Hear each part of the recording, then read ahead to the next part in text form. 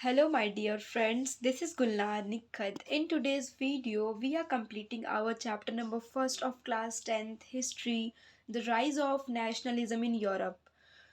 Our first topic is the making of Germany and Italy.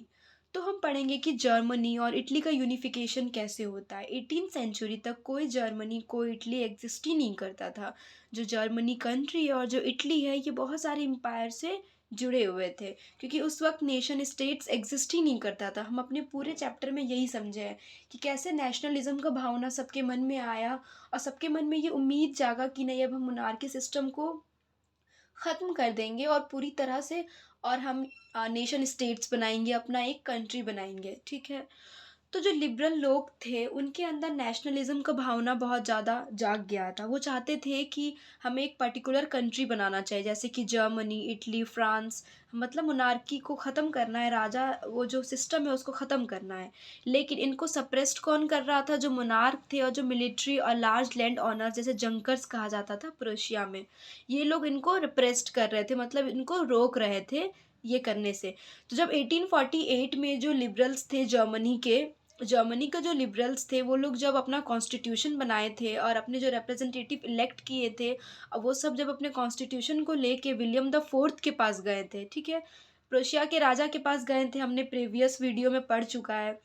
तो जब प्रशिया के राजा के पास गए तो वो उसको रिजेक्ट कर दिए थे कि नहीं, वो उसको मानने से इनकार कर दिए थे और उनके पार्लियामेंट जो फ्रैंकफर्ट में जो पार्लियामेंट बना था उसको भी ये रिजेक्ट कर दिए थे। तो ये बहुत निराश हो गए थे।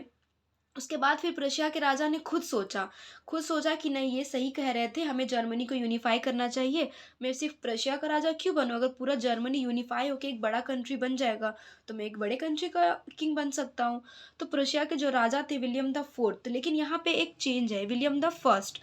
तो विलियम द फोर्थ उन वो शायद कुछ प्रॉब्लम था उनको, उसके बाद ये क्लियर नहीं है कि उनके बाद यहाँ ये नाम क्यों चेंज हुआ है, लेकिन उनको कोई प्रॉब्लम हुआ था या तो शायद वो बीमार थे या कुछ। तो उसके बाद प्रेशिया के राजा बन जाते हैं विलियम द फर्स्ट। ठीक है। तो ये आगे का सारा प्रोसेस करते हैं। तो ये अपने चीफ मिनिस्टर बनाते हैं ओटोमन बिस्मार्क को, जो कि बहुत एक चालाक इंसान थे। ये जर्मनी को यूनिफाई करने का सारा रिस्पॉन्सिबिलिटी प्रोशिया के किंग इनको दे देते हैं, अपने चीफ मिनिस्टर को। ठीक है। मतलब कि ये आर्किटेक्ट है, ये पूरे जर्मन यूनिफिकेशन में सारा काम कौन करेगा? ओटोबन बिस्मार्क। तो जो बिस्मार्क जी थे ये जर्मनी को यूनिफाई करवाए। उसके बाद तीन लड़ाइयाँ हुआ किसके बीच में? प्रोशिया के राजा जिसके साथ थे ओटोमन बिस्मार्क जी, और फ्रांस, ऑस्ट्रिया और डेनमार्क एक तरफ। तो तीन लड़ाई में कौन जीता? प्रोशिया के राजा जीत जाते हैं। उसके बाद ये प्रोक्लेम कर देते, घोषणा कर देते हैं कि अब मैं जर्मनी का राजा हूँ।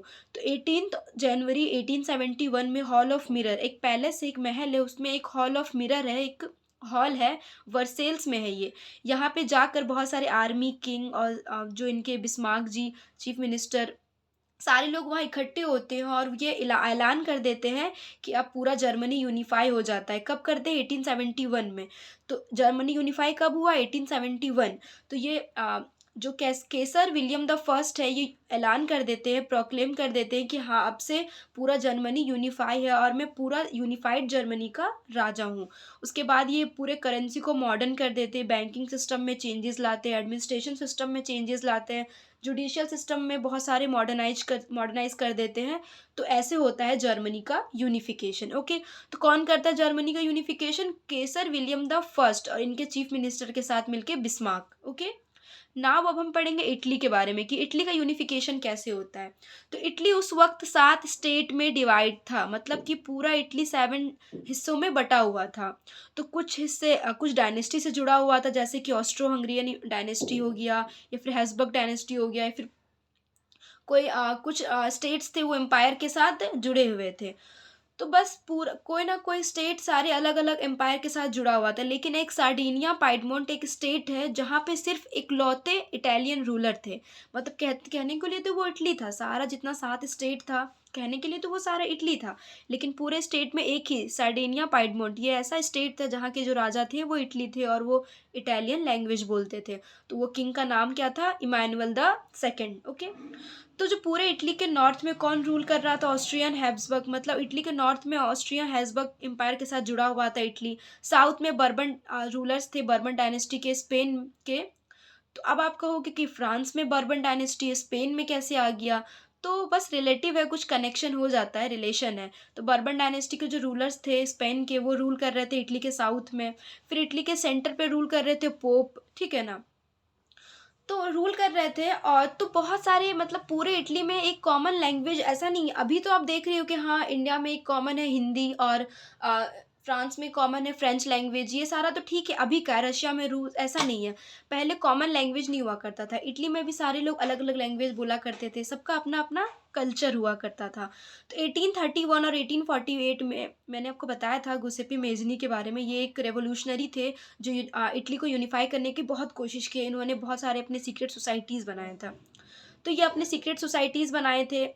उसके बाद ये 2 बार प्रयास किए, 1831 में और 1848 में, लेकिन ये नाकामयाब हुए, ये नहीं करवा पाए। उसके बाद इनके बारे में आगे आपकी बुक में नहीं दिया हुआ है। उसके बाद ट्रांसफ़र कौन हो गया after King Emmanuel the second. उसके बाद सारे रिस्पॉन्सिबिलिटी किसके पास आ गया? जो सार्डिनिया पाइडमोंट के इटालियन रूलर थे इमैनुअल द सेकंड, उनके पास आ गया। और ये अपने चीफ मिनिस्टर बनाते कैवोर को। कैवोर मतलब आर्किटेक्ट। जर्मनी का जो आर्किटेक्ट होता है, जो यूनिफाई करवाता है, वो होते ओटोबन बिस्मार्क। लेकिन जो इटली के आर्किटेक्ट होते हैं, मतलब जो चीफ मिनिस्टर, वो है कैवोर। इसको कैवोर को बनाते हैं। और कैवोर ना ही एक रेवोल्यूशनरी थे, ना ही एक डेमोक्रेट्स थे। ये एक बहुत वेल्दी एजुकेटेड फैमिली से बिलोंग करते थे। और यहाँ तक कि इन्हें इटालियन लैंग्वेज भी अच्छे से नहीं आता, ये फ्रेंच लैंग्वेज बोलते थे। तो इमैनुअल द सेकंड अपने चीफ मिनिस्टर बनाते हैं कैवोर को, और इनके हेल्प से इटली को यूनिफाई करवाते हैं। तो केवोर एक बहुत डिप्लोमेटिक, एक चालाक इंसान हुआ करते थे। वो फ्रांस की हेल्प लेकर ऑस्ट्रिया को हरा देते हैं 1859 में, और पूरे इटली को यूनिफाई कर देते हैं, ठीक है।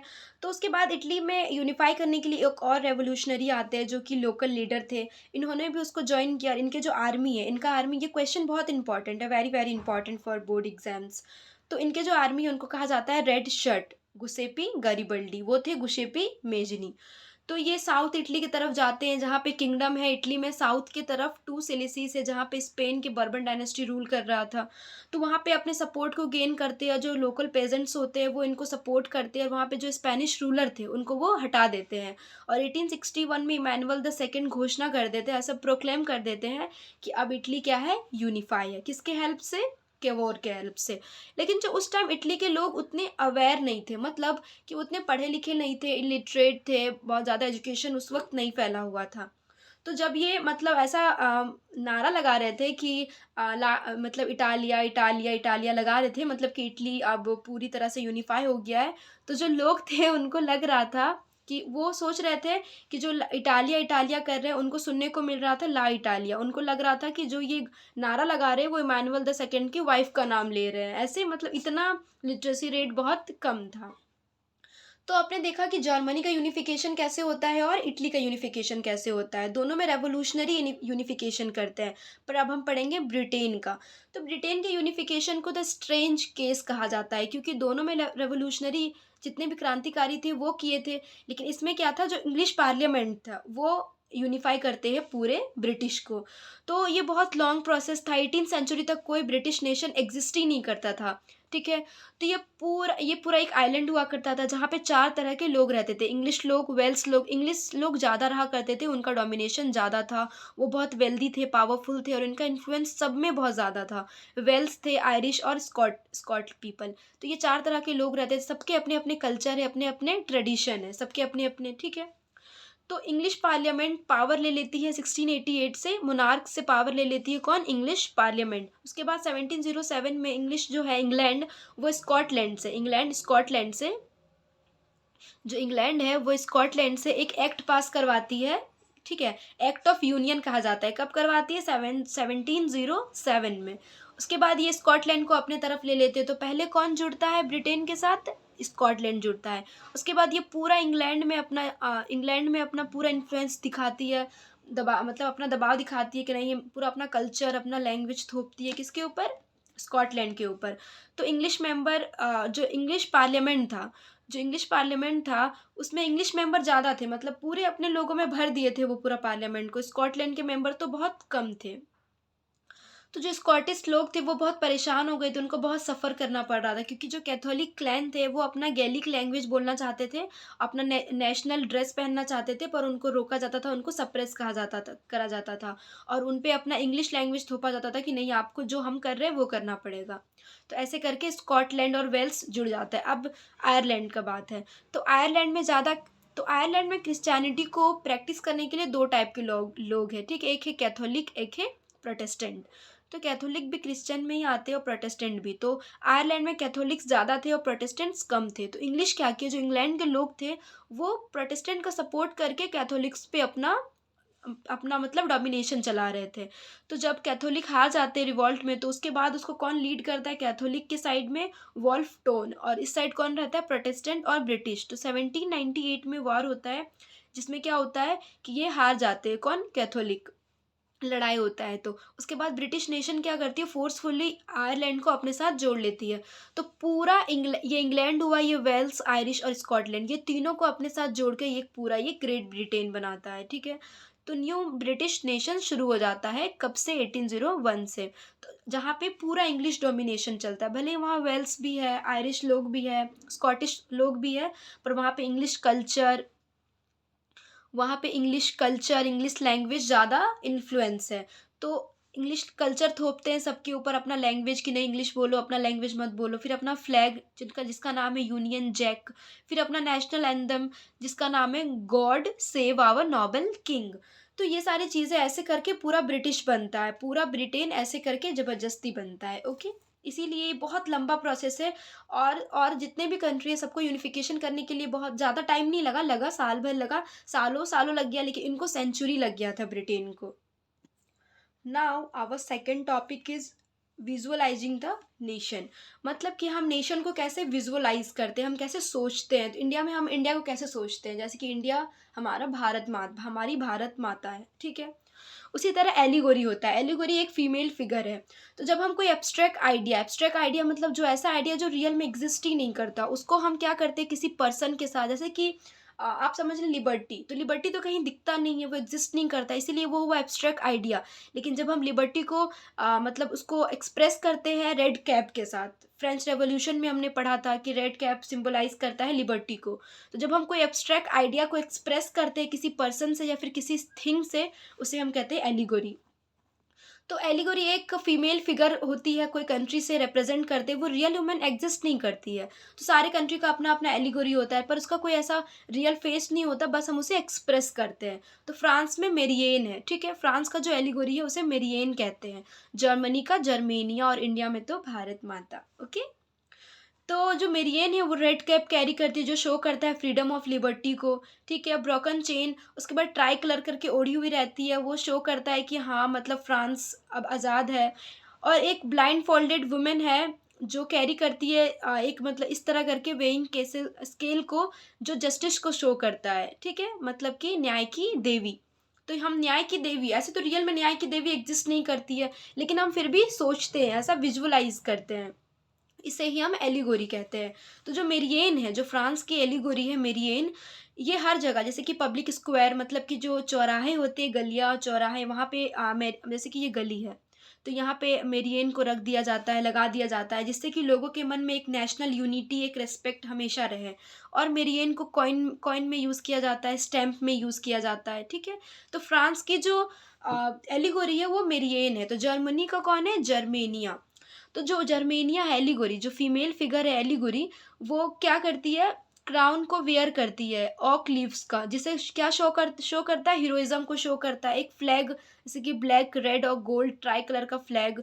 फिर एक शॉर्ट को अपने हाथ में रखती है, जो कि वो तैयार है फाइट करने के लिए। फिर अपने ब्रेस्ट में एक ईगल का प्लेट रखती है, जो जर्मन एम्पायर का स्ट्रेंथ को शो करता है। उसके बाद जैसे कि ये एलिगोरी है, उसके पीछे पूरा सनराइज है, वो शो करता है कि नया दौर शुरू होने वाला है, बिगिनिंग ऑफ न्यू एरा। तो ये सारी जर्मेनियम की जो एलिगोरी है उसकी सारी स्पेशलिटी है, ये आपके एग्जाम्स के लिए बहुत इंपॉर्टेंट है। और इंडिया में कौन है? भारत माता, हमारी allegory. Now nationalism and imperialism. तो नेशनलिज्म क्या होता है और इम्पीरियलिज्म क्या होता है, पहले आप अच्छे से इसको समझिए, इसका डिफरेंस समझिए। तो नेशनलिज्म मतलब होता है देशभक्ति, अपने देश के लिए डिवोशन, अपने देश के लिए प्यार, अपने देश के लिए कुछ भी करने के लिए हम जब तैयार हो जाते हैं, उसे हम नेशनलिज्म कहते हैं। और इंपीरियलिज्म क्या होता है? तो जब कोई स्ट्रांग नेशन कोई वीकर कम्युनिटी या फिर वीकर सोसाइटी या फिर वीकर नेशन के ऊपर, मतलब जब कोई बड़ा नेशन छोटे देश के ऊपर अपना कंट्रोल जमा लेती है, उसकी इकोनॉमी, उसके पैसे और उसके पॉलिटिक्स, ठीक है, उसके पैसे, उसके राजनीति, सबके ऊपर अपना कंट्रोल जमा लेती है, उसे हम कहते हैं इंपीरियलिज्म। इसको कोलोनियलिज्म भी कहते हैं। तो यूरोपियन जो यूरोप कंट्री है, जो यूरोप पूरा कॉन्टिनेंट है, यहाँ पे जितने भी कंट्री है वो बहुत सारे छोटे छोटे देश में अपना कॉलोनी बना के रखी थी।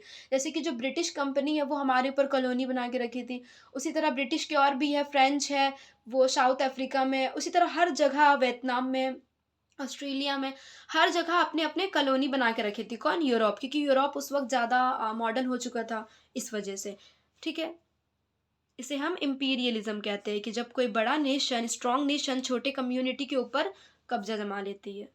तो आपके बुक में बाल्कन स्टेट्स के बारे में दिया हुआ है। ये एक यूरोप में एक रीजन है जहाँ जो अभी के कंट्री लाई करती है, रोमानिया, बुल्गारिया में, Albania, Greece, Macedonia, Croatia, Serbia, ये सारे एक्सेट्रा जितने भी कंट्रीज है वो सब बाल्कन स्टेट्स में आते हैं। ठीक है, तो बाल्कन स्टेट में 1871 में ये जो रीजन है, बाल्कन रीजन, यहाँ पे बहुत टेंशन होता था क्योंकि जोग्राफिकली और कल्चरली डिफरेंट था यहाँ पे। ठीक है, क्योंकि यहाँ पे बहुत सारे नेचुरल रिसोर्स भी थे, तो लोग इन पे नज़र रखे हुए थे। तो यहाँ पे एक पर्टिकुलर कम्युनिटी है जिसे स्लैव्स कहा जाता है। कहाँ पे? बाल्कन रीजन में। तो इनके कुछ प्रॉब्लम थे, इंटरनल प्रॉब्लम था टेरिटरी को लेके, जो लोग थे आपस में ही लड़ रहे थे कि ये हमारा टेरिटरी है, ये हमारा टेरिटरी है। और एक्सटर्नल प्रॉब्लम ये था कि जो बड़े बड़े कंट्री थे जैसे रशिया, जर्मनी, इंग्लैंड, ऑस्ट्रो हंगरिया, ये सारे कंट्री चाहते थे कि यहाँ का नेचुरल रिसोर्स को वो एक्सट्रैक्ट करे, चाहते थे कि नहीं, पूरा बाल्कन को कब्जा करना है। तो यही जाके आगे चल के क्या क्या बनता है? वर्ल्ड वार फर्स्ट का रीज़न बनता है। कौन? बाल्कन रीजन में जो ये इशू थे, ये जाकर 1914 और 1918 तक जो वर्ल्ड वार चला था, यही रीज़न की वजह से, क्योंकि सारे कंट्री चाहते थे बाल्कन रीजन में अपना कब्जा जमाने के लिए, क्योंकि वहाँ पे बहुत सारे नेचुरल रिसोर्स था। तो उस वक्त क्या था, 1871 के टाइम पे जो बाल्कन स्टेट था वो ऑटोमन एम्पायर के अंडर में आता था। तो ये लोग बहुत स्ट्रगल किए अपने इंडिपेंडेंस के लिए, और ये एक राइवलरी पॉइंट हो गया था बाल्कन स्टेट, क्योंकि वहाँ पे बहुत ज़्यादा लड़ाई झगड़े होते थे, क्योंकि सब चाहते थे, बाल्कन के जितने भी स्टेट्स थे, जितने भी लोग थे, वो चाहते थे इंडिपेंडेंस। कहाँ से? ऑटोमन एम्पायर से। ठीक है, तो जो यूरोप के बहुत सारे कंट्री था वो भी चाहता था कि बाल्कन रीजन हमारे पास आ जाए। तो इसी रीजन के ही वजह से वर्ल्ड वार फर्स्ट हुआ था। ऐसा नहीं था कि एक ये सिंगल रीज़न था, और भी बहुत सारे रीज़न थे। तो यूरोप बहुत सारे छोटे छोटे कंट्री के ऊपर अपना डोमिनेशन चलाते आ रहा है, और कहीं हद तक अभी भी यूरोप का इन्फ्लुएंस अभी भी इंडिया में है। ठीक है, यूरोप तो चलेगा, अंग्रेज तो चले गए, पर इंग्लिश छोड़कर चलेगा, सॉरी भी। तो इंग्लिश जो कॉलोनाइज्ड बहुत सारे छोटे छोटे कंट्री पे बना के रखी थी अपनी अपनी कॉलोनी, क्योंकि वहाँ पे जाके वो ट्रेड करते थे। शुरू में वो ट्रेड करने के लिए जाते थे, और बाद में अपना कॉलोनी बना लिए थे, उसके बाद पूरे अपने कब्जा में कर लिए थे। तो जो बहुत सारे कंट्रीज़ थे वो बहुत सारे नेशनल स्ट्रगल्स किए हैं, बहुत ज़्यादा इंडिपेंडेंस के लिए, जैसे कि इंडिया में हम किए, एंटी इम्पीरियल मूवमेंट किए हैं, बहुत सारे स्ट्रगल मूवमेंट किए हैं, नॉन कॉपरेशन, सिविल डिसोबीडियंस, बहुत सारे मूवमेंट हुआ है इंडिया में भी, और हर जगह हुआ है जहाँ जहाँ यूरोप अपनी अपनी कॉलोनी बना के रखी थी। तो नेशनल तो कैसे हुआ, मतलब लोगों के मन में अचानक से क्या हुआ कि लोग कॉलोनी के ऊपर ऐसे कहने लगे, नहीं, कॉलोनियलिज्म गलत है, हमें खुद सेल्फ रूल दो, हम खुद अपने देश को चलाएंगे। तो ऐसा नेशनलिज्म की वजह से हुआ है, लोगों के मन में देशभक्ति आया कि नहीं, ये देश है हमारा, हम खुद अपने देश को रूल करेंगे। तो लोग बहुत स्ट्रगल किए, और नेशनल यूनिटी की वजह से सारे कंट्री आज़ाद हो गए, और आज बहुत हद तक सारे ही कंट्री में नेशन स्टेट्स है, मतलब सारे कंट्री आज़ाद है और अपने अपने नेशन को सारे कंट्री खुद चला रहे हैं। So, your chapter is fully completed. I hope everything is clear to you all. अगर आपको कोई भी डाउट है तो feel free to ask me in the comment section. तब तक के लिए बाय बाय, जय हिंद।